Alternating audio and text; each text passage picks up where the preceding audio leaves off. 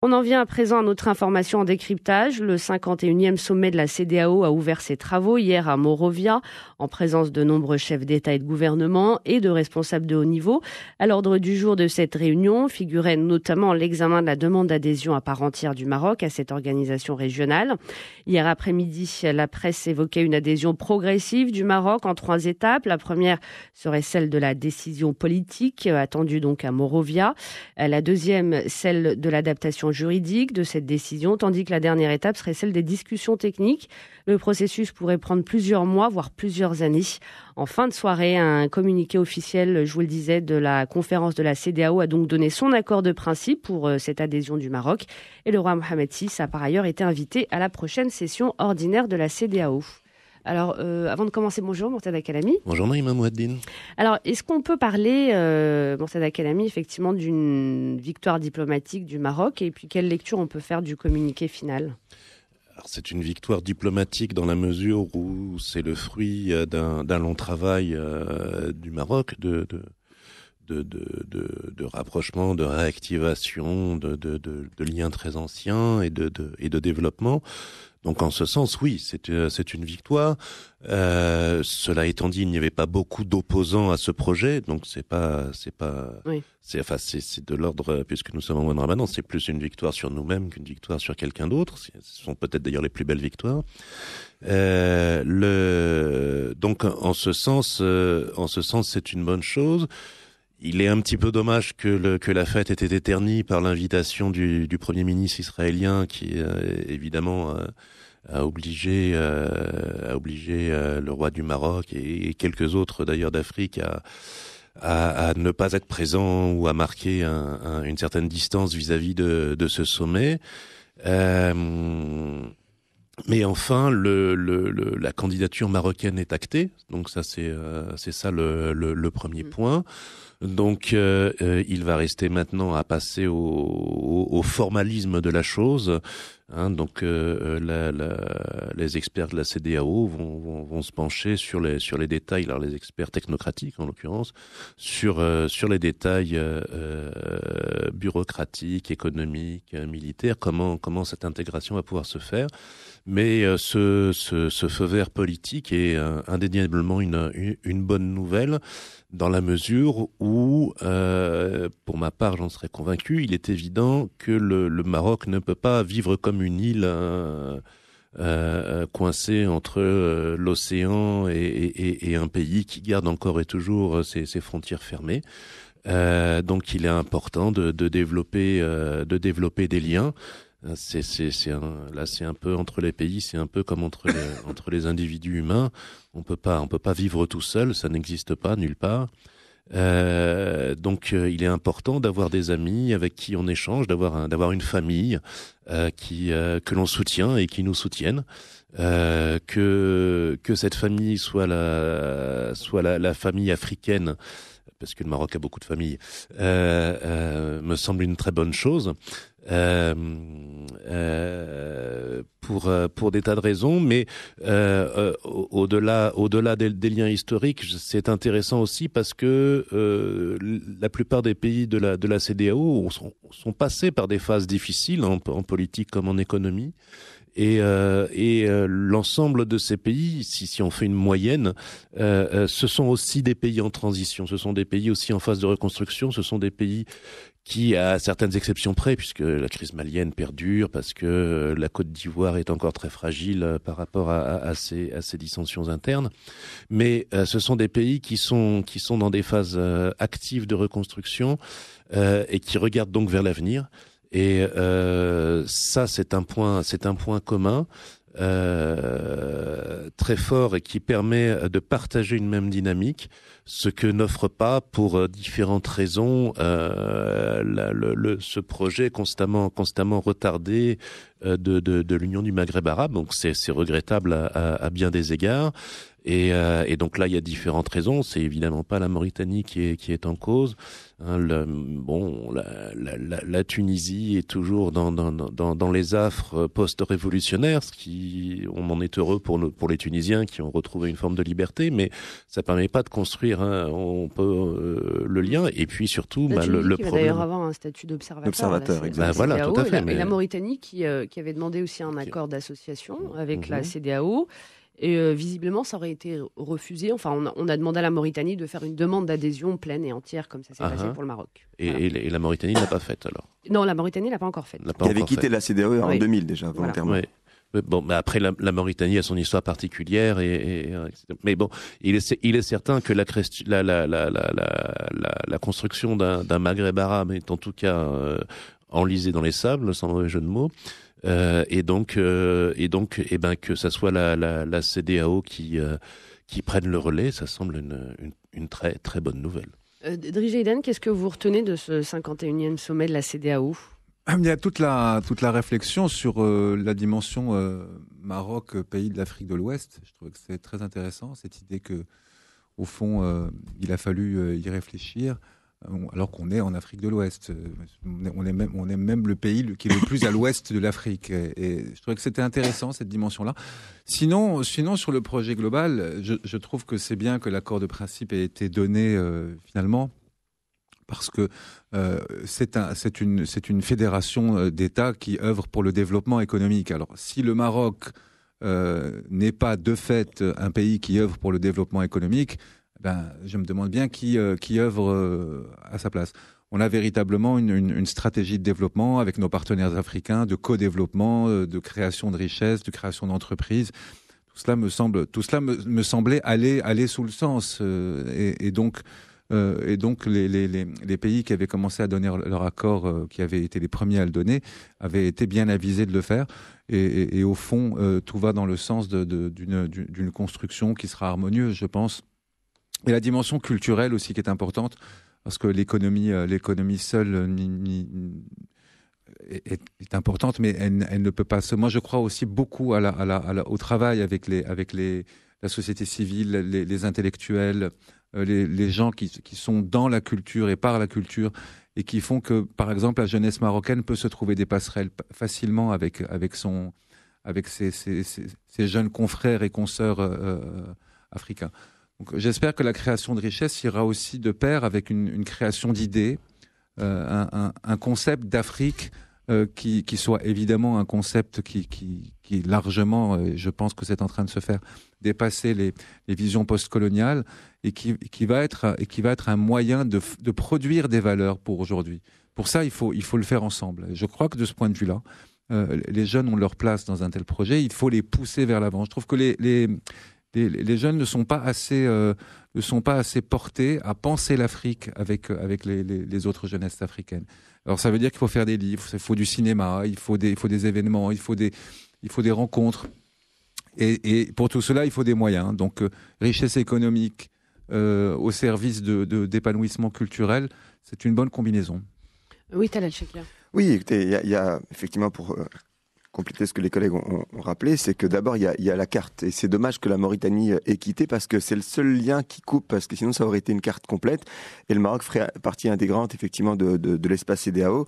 Mais bon, la Mauritanie a quitté en 2000, peut-être qu'elle reviendra, et si elle le faisait, ça ferait un espace géographique uni. C'est important de ne pas être coupé par les frontières parce que ça permet ensuite d'emprunter les chemins routiers éventuellement quand ils vont se développer. Et puis deuxième point, le Maroc a beaucoup de pays amis dans cette organisation, le Sénégal avec des relations très étroites, le Mali, la Côte d'Ivoire, donc sont des appuis très importants et avec lesquels les échanges sont déjà très très fructueux, et d'autant plus que Sa Majesté avait fait une tournée où il a évité pas mal de pays dont cela, et donc les liens d'investissement, les liens de collaboration économique sont déjà tissés, donc ça ne sera qu'une forme de continuité. Je pense que la CEDEAO le sait par rapport à cela. Alors ensuite, vous avez effectivement toute la consécration du projet d'investissement, parce que finalement faire partie d'une région comme celle-ci, c'est bien entendu pour la promotion de quelque chose, ça va être les échanges, et échanges en tout cas par rapport aux étudiants, en termes de formation, en termes d'investissement, en termes de savoir-faire, de connaissances. Il y a pas mal de domaines où le Maroc devance beaucoup de pays. Il faut rappeler qu'il y a quand même pas mal de pays au niveau de la CEDEAO qui sont des pays les moins avancés. Le Niger, le Mali, le Burkina Faso sont des pays quand même très pauvres, qui ont besoin en tout cas d'une reprise, qui se, entre guillemets, parce qu'il faut attendre aussi le Mali pour la stabilité, qui se démocratise, qui vivent des élections libres. Le Burkina Faso a fait sa révolution, il y a eu un changement de régime, les choses s'apaisent quand même politiquement, il y a plus de sérénité, et donc forcément une réflexion. Il y a une nouvelle génération, ça c'est très important de le rappeler. Ça a été même dit au niveau du discours de Sa Majesté par rapport au retour à l'Union africaine, comme quoi il y a une nouvelle génération de chefs d'État, d'hommes politiques qui ont une lecture différente. Donc les ingrédients sont positifs, d'autant que justement la CEDEAO propose de réfléchir, en tout cas, puisqu'il y a juste une question de réflexion, l'accord de principe a été donné, il faut réfléchir la procédure, mais moi j'ai une pensée pour l'UMA qui prend un grand coup, parce que si la Tunisie, puisque le Maroc quitte quelque part entre guillemets, il se dirige vers la CEDEAO, la Tunisie membre observateur, la Mauritanie se fait avoir, elle se fait avoir parce que finalement elle quitte l'une pour revenir à l'autre et qui perd les deux. Quand même, c'est quelque part aussi le fait d'annoncer une mort de l'union, une mort, j'allais dire physique de l'union du Maghreb, et c'est un petit peu dommage parce qu'on comptait. Oui, vous avez raison, mais on aurait souhaité quand même que cette union se mette en avant parce que c'est aussi beaucoup de potentiel. C'est vrai que la CEDEAO est importante, mais l'UMA aussi le serait, en tout cas dans l'avenir. Donc voilà, c'est une bonne nouvelle parce qu'après 6 mois d'adhésion au niveau de l'Union africaine, le Maroc retrouve, en tout cas pour le principe, sa sous-famille entre guillemets africaine, puisque quand on dit sous, c'est une question de subsidiarité, c'est-à-dire que c'est une ramification, et c'est finalement le couronnement d'un travail qui a été fait pour récupérer en tout cas une place active au niveau de l'Afrique, et ça c'est un point positif. Mélanie Freixigli. La plupart des choses ont été dites par mes camarades, donc moi je vais me concentrer sur Israël. Oui, voilà, par rapport à la présence de Benyamin Netanyahou. Oui, moi je vais me concentrer sur Israël puisque c'est ce sur quoi c'est ce de quoi on a le moins parlé finalement, à part Murtada qui l'a évoqué. Sinon pour le reste, on n'en a pas beaucoup parlé. Par cette invitation. Alors, j'en ai pas été très surprise dans la mesure où ça fait quand même un certain temps maintenant qu'Israël lance des appels du pied diplomatiques et économiques aux pays africains. Et ce qu'il y a d'intéressant, c'est comment ça se déroule. Israël a de bons rapports, d'ailleurs, avec la plupart des relations, des pays de la zone du CEDEAO, à part le Sénégal, où là ils sont en quasi rupture diplomatique. Mais pour le reste, ils ont rétabli d'ailleurs. Ouais, ça reste limité et relativement fragile. Pour le reste, ils sont relativement en bonne entente, et ils viennent de signer juste à la veille du sommet de la CEDEAO, pendant les travaux préliminaires, un accord, un investissement d'$1 milliard dans l'énergie solaire sur le continent africain, qui devrait profiter essentiellement au Libéria. Alors donc ça fait partie des choses intéressantes, mais ils ont déjà fait des accords agricoles et autres, des accords pour l'énergie également avec le Kenya, avec l'Éthiopie aussi. Avec l'Éthiopie, avec énormément de pays d'une manière générale, ils investissent beaucoup. Donc ce qu'il y a d'intéressant, si vous voulez, c'est qu'ils se proposent d'investir sur les 2 gros chantiers africains qui sont l'électrification et l'agriculture. Donc c'est les 2 chantiers qui sont prioritaires. Donc à partir de ce moment-là, l'Afrique, qui est en gros besoin d'investissement sur ces points-là, est tout à fait encline à vouloir accepter l'argent. C'est relativement logique. Donc il faut se poser des questions sur notre attitude par rapport à ça, puisqu'effectivement, pour éviter tout amalgame et confusion, le Maroc et le roi en particulier ne s'est pas déplacé. C'est le cas d'autres pays, mais qui ne sont pas cités quand même. C'est quand même dans la presse, c'est pas facile de trouver qui. En l'occurrence, n'a pas envoyé de représentation. Donc en l'occurrence, on est bien là dans un cadre qui est intéressant, qui est de dire on veut se positionner diplomatiquement, on a raison. Il y a d'autres pays au demeurant du continent qui se positionnent farouchement contre Israël par sympathie pour la Palestine, mais ça va à l'encontre directe de notre politique par ailleurs, qui est de se dire que l'économie et la culture vont transcender les clivages géopolitiques, nous permettre de ne pas parler... c'est pas un clivage géopolitique, Israël. Nous permettre de ne pas parler, excusez-moi, nous permettre de ne pas parler des sujets qui fâchent. Et si en l'occurrence on est capable de revenir de revenir au sein du concert des nations africaines en acceptant qu'il y ait la pseudo-RASD, on doit être capable de pouvoir discuter avec des gens qui s'allient par ailleurs également avec Israël. Donc à mon sens, on a une question à se poser. Je pense que symboliquement, c'était intéressant de le faire là. Mais à terme, il faudra accepter de jouer le jeu justement de la diplomatie économique sur le continent africain et savoir qu'Israël voulant s'implanter et nécessairement à un moment ou un autre. Finalement, c'est la normalisation des relations avec Israël. Non, c'est pas tout à fait ça.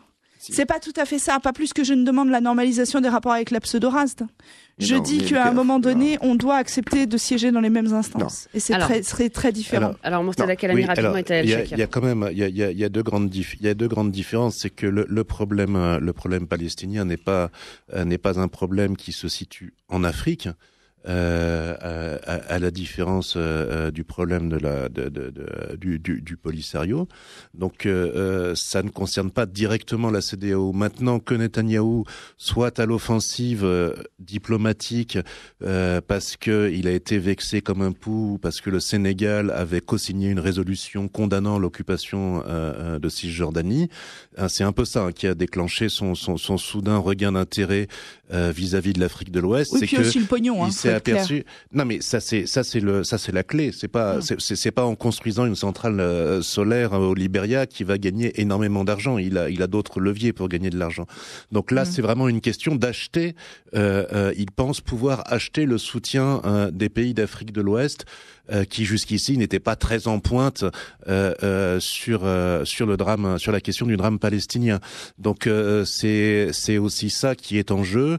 En même temps, s'asseoir autour d'une table pour discuter avec l'État hébreu, il me semble que le Maroc sait le faire à l'occasion. Il faut quand même se souvenir que les pré-discussions qui ont amené à l'accord d'Oslo, certaines se sont tenues au Maroc. Donc c'est pas quelque chose qui fait peur à Rabat en soi, mais là dans le contexte, l'image aurait été assez désagréable d'annoncer le retour de la CEDEAO avec Netanyahou sur la photo. La première fois, on est d'accord, voilà. Mais après, il faudra malheureusement mais c'est pas dans le cas de la CEDEAO que ça doit se faire. On termine avec Talal Shakir. Oui, moi je reviens sur ce que a rappelé Mélanie et je refuse qu'on fasse le parallèle entre le problème d'Israël et la question de la RASD. Ça n'a rien à voir. Il n'y a aucun parallèle à mettre en avant. Première chose. Deuxième point, la RASD aujourd'hui, où la pseudo-RASD est en train de se liquéfier, le Maroc a décidé de ne pas tenir compte effectivement de sa présence, ni même d'attendre l'unanimité dans une organisation qu'il a lui-même voulu effectivement côtoyer et il veut échanger. Donc c'est une question de temps pour la pseudo-RASD et en plus le pseudo-Polisario occupe effectivement, ou en tout cas veut occuper et gêne la souveraineté effectivement marocaine et au niveau de son territoire. Donc c'est un problème qui est autre. Quant à l'État d'Israël aujourd'hui, c'est un État qui n'est pas reconnu par le comité Al-Quds, dont le Maroc est président, le roi l'est. Et ensuite, effectivement, il y a une question d'occupation, il y a une question de conflit israélo-palestinien par rapport à un pays arabe. Donc ça n'a rien à voir. Et c'est vrai que Mourtada a raison. Entre l'image officielle et les tractations, parce qu'il faut rappeler qu'en 86, Shimon Peres était bien venu voir Feu Hassan II à l'époque pour négocier certains accords de paix, et donc ça s'est fait dans une situation plus ou moins informelle, mais l'officialité de la chose est autre, donc il faut avoir une position que le Maroc l'a, et donc effectivement par rapport à cela, il ne faut pas faire de parallèle, ce serait dangereux d'en faire, et c'est pour cette raison qu'il ne faut pas considérer le problème israélien qui est un problème autre avec la pseudo-RASD d'aujourd'hui. Merci pour vos interventions.